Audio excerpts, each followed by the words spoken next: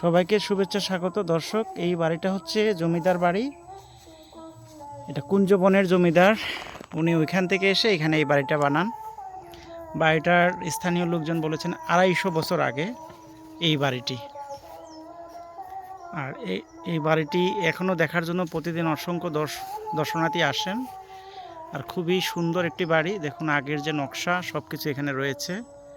যদি একটু দেখাই আপনাদের কাছ থেকে, কি সুন্দর নকশা করে বাড়িটি করা হয়েছে। বাড়ির যারা আছে তারা বাড়িতে নেই, তারা বাহিরে আছে, লন্ডন, কেউ বলছে আমেরিকা, এই লোক প্রবাস জীবন আছেন।